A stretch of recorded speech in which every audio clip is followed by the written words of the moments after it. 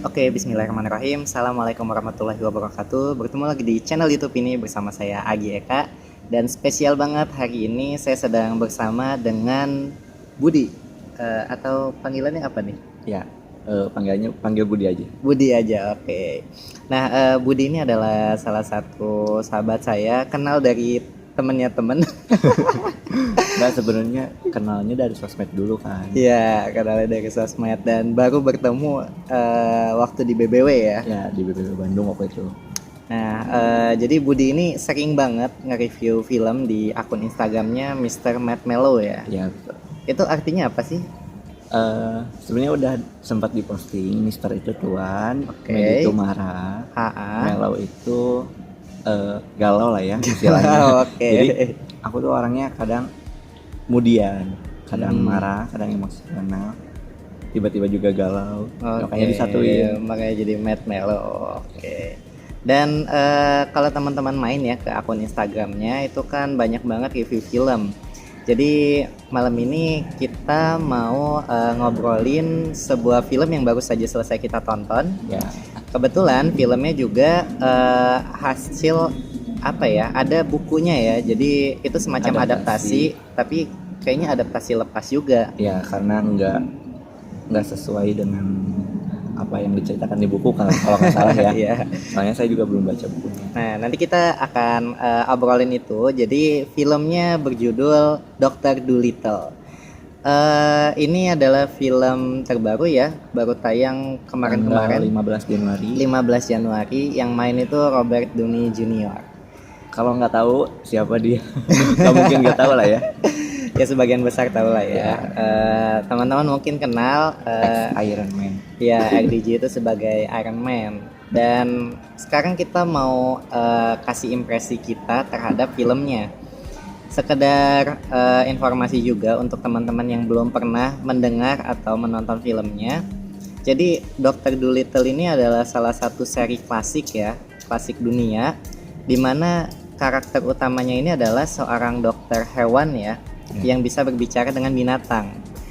Nah, novelnya tuh sebetulnya udah banyak banget terbitannya, dan karena ini juga klasik, udah bisa didapetin di banyak situs ya, khususnya situs yang legal kayak apa ya, nanti teman-teman bisa cek di kolom deskripsi, bakal saya sematkan juga.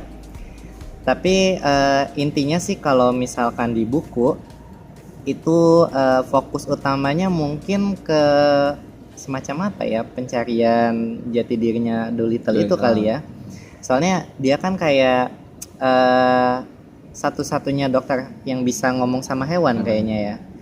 Nah, di film ini si Dolittle ini sebetulnya dia sudah pernah memiliki istri, dan istrinya itu kayak berlayar ya, ingin mencari sesuatu semacam tanaman legendaris gitu ya, pulau yang tidak diketahui, dan di sana istrinya meninggal. Jadi perjalanannya belum usai. Dan di sini apa namanya, Dr. Dolittle itu kan pas ditinggal sama istrinya kayak sakit hati banget gitu ya, patah lah, kehilangan sebelah sayapnya. Jadi akhirnya beliau menutup diri tuh. Yang awalnya beliau tuh punya kayak mansion ya, apa mansionnya, kediaman suaka ya, suaka. Jadi di tempatnya Dolittle itu benar-benar nyaris semua hewan kayaknya ya, mungkin ada di sana. Dan setelah ditinggal sama istrinya, beliau memutuskan untuk menutup suaka itu dan mengasingkan diri gitu. Sampai suatu ketika ratu Inggris ya itu ya, ratu Inggrisnya itu sakit, lalu apa namanya, beliau harus menyelamatkannya ya, diminta untuk menyelamatkan sang ratu dengan cara mencari tumbuhan yang tadinya hendak dicari sama oleh istrinya. Dan disitulah akhirnya perjalanannya dimulai, petualangannya berlanjut, dan disitu mulai masuk keseruannya. Sebetulnya kalau dari saya pribadi juga, dan mungkin Budi ya, kami berdua itu sama sekali nggak ada ekspektasi apapun sih, karena kami kebetulan belum pernah membaca bukunya. Ya. Dan kayaknya baru dengar juga ya Baru nama dengar. Dolittle ini. Justru tahu bahwa film ini tuh adaptasi dari bukunya karena di grup komunitas baca kita Ya. bahas tentang bukunya. Jadi kebetulan kan di Bandung itu ada komunitas namanya Cozy Corner, dan di sana bulan ini ada agenda nonton bareng. Kemarin tim weekend itu udah Weekday. weekday. Okay. Tim weekday-nya udah duluan nonton berempat. Waktu itu ada Ambudaf, Bubu ya, ada Ya, Bubu, Teddy P sama Tedia. Nah, tim weekendnya kebetulan kami berdua yang baru saja selesai menonton. Jangan bilang kami berdua, sebetulnya banyak, cuman kebetulan banyak yang cancel. Ya, jadi akhirnya nontonlah di situ. Apa ya? Kemarin Ambu sempat cerita sih kalau banyak banget perbedaan antara sisi film dan juga buku ya. Yang sama itu hanyalah karakternya Dolittle sama-sama dokter hewan dan mereka berlayar gitu. Ya. Dan mungkin tujuan perlayarannya berbeda. Kalau nggak salah ngelihat blurb di bukunya, si Dolittle ini berlayar untuk menyelamatkan kayak kera gitu ya di Afrika atau apa gitu. Tapi kalau di sini kan pelayarannya beda gitu tujuannya. Nah, mungkin Budi bisa cerita hal menarik apa nih yang pertama kali ditemuin dari filmnya tadi? Oke. Dari aku sendiri sebenarnya yang menjadi nilai plus itu jadi ketika kita nonton film ini tuh hilangkan dulu pikiran masuk akal. Karena kita nggak bakal nemuin film-film yang manusia biasa, manusia normal berbicara dengan hewan. Ya. Itu sih, dan unik. Jarang ada film kayak gini. Itu ngobrol bahasa hewannya lucu banget ya. Ya, cara belajarnya kan di filmin juga gimana. Tapi sebetulnya kalau dilihat itu masih agak sedikit make sense juga ya. Maksudnya kan obrolan antar binatangnya juga masih pakai bahasa manusia. Cuma kalau dilihat dari sisi tokoh lain yang gak ngerti bahasa binatang, di situ kelihatan bahasa hewannya ketika si Dokter Dolittle berbicara dengan hewan yang misalnya kera gitu kan, gimana cara berbicara kera. Oke. Itu sih yang bikin nilai plusnya. Di awal itu sebetulnya sedikit kebayangnya kayak langsung suasana Tarzan loh. Iya bener. Kan tapi animasinya itu cukup kasar sih sebenarnya. Nggak tahu karena mungkin bawaan klasiknya itu ya. Waktu sejarah awal diceritakannya kan. Iya. Itu beneran animasinya cukup kasar, cuman ya namanya juga klasik mungkin jadi menyesuaikan. Yang seru juga sebetulnya apa ya? Saya suka sisi-sisi komedinya sih. Ya. Itu bener-bener lepas sih. Walaupun manusia dengan hewan gitu. Betul. Jadi dari awal sampai akhir itu sisi komedikalnya ada gitu. Karena memang tujuan utama film ini emang buat anak-anak sih kayaknya ya. Gitu. Tapi nggak menutup kemungkinan ke orang dewasa buat nonton. Soalnya relate juga maksudnya sama isi ceritanya. Iya. Jadi kalau anak-anak nonton ini mungkin langsung kerasa, oh ini petualangan sama hewan-hewan. Ada bebek, ada gorila, beruang kutub gitu kan, burung unta, sampai makhluk-makhluk kecil kayak capung, semut. Itu nggak habis pikirnya. Sampai diisi gitu suaranya. Iya. Jadi seru banget sih di sananya. Terus yang menarik juga bagi saya itu adalah kita di sini apa ya, tidak menemukan sosok Iron Man di dalam dirinya Robert. Jadi kalau teman-teman mungkin kenal Robert Downey Jr. salah satunya kan dari Iron Man.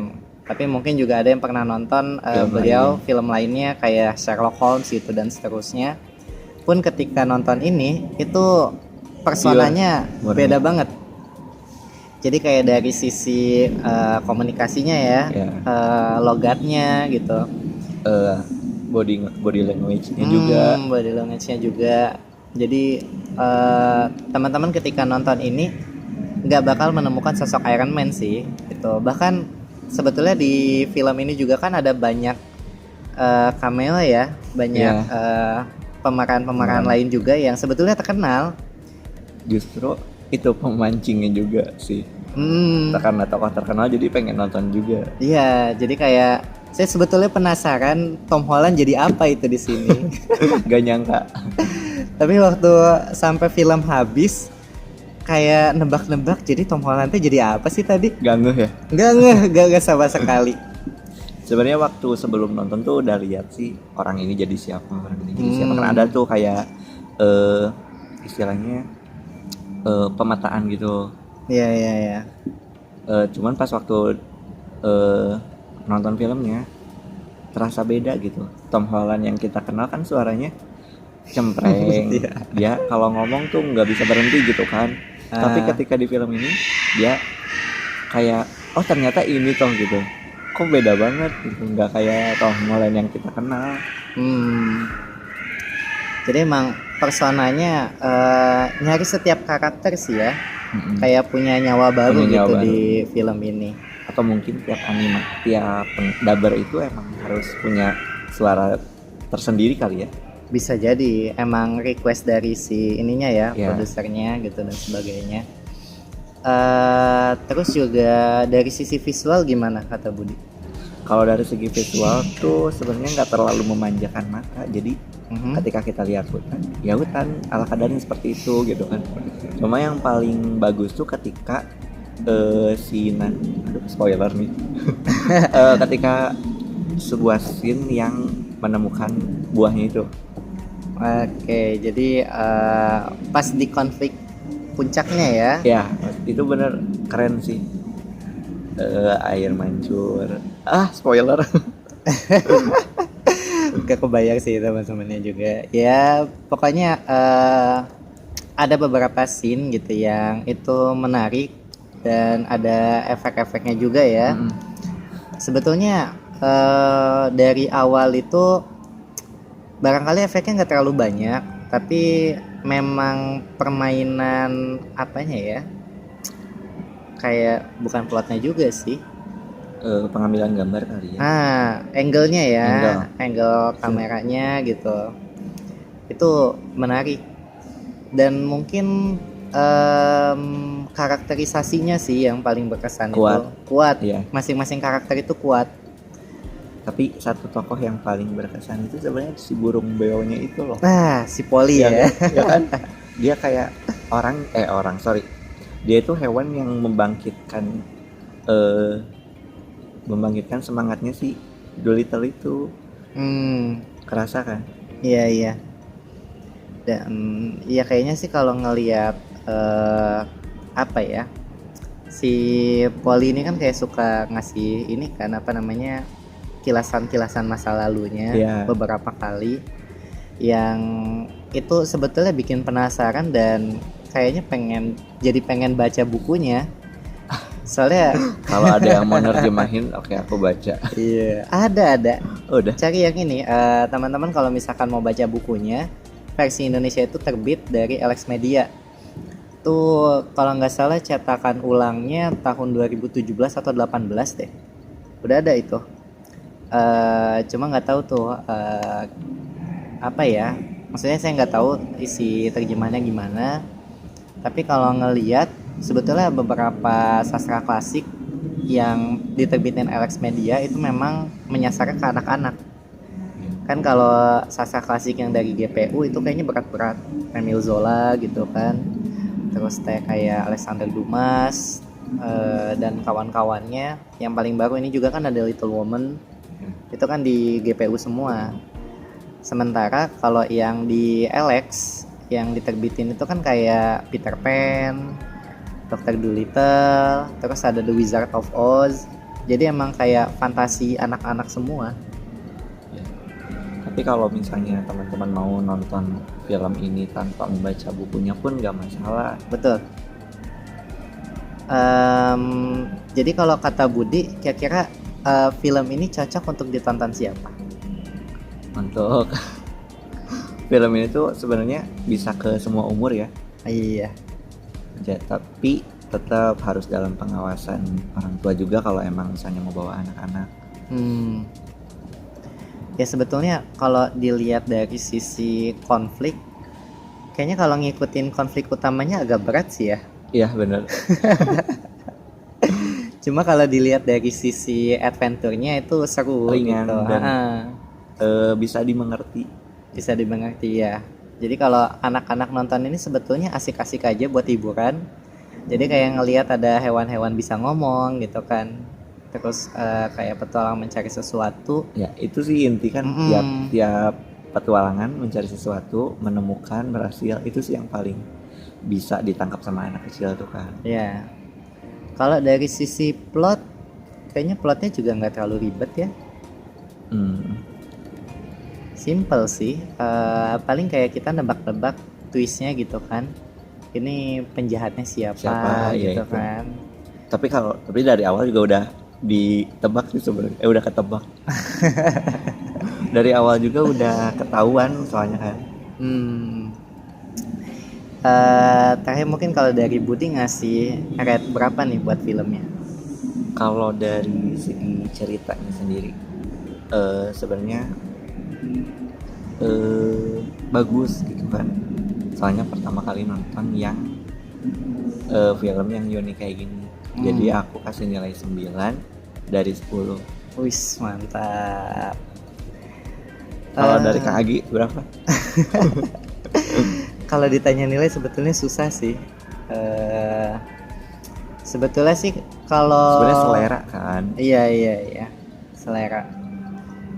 Kalau dari aku pribadi,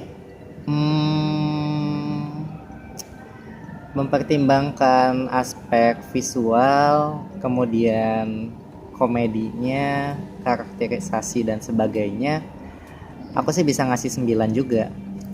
Cuma mungkin kurang dari plot sih, karena nggak tahu ya, umur segini kali ya ngelihat plot yang terlalu ringan teh kayak gimana gitu. Tapi kalau untuk anak-anak berat-berat gitu, iya, karena mungkin lebih senang gitu ya pas ketemu mempertimbangkan ada twist dan sebagainya gitu. Banyak teka-tekinya. Jadi emang selera, balik lagi ke selera. Tapi untuk film yang tayang di bulan Januari ini cocok sih untuk ngisi-ngisi hiburan, liburan menjelang masuk sekolah juga. Tuh yang baru pada beres wisudaan. Ya, jadi silakan teman-teman kalau misalkan mau ke bioskop masih tayang ya. Baru berapa ini? 4 harian berarti ya? Jangan seminggu. Ya, minggu-minggu pertama.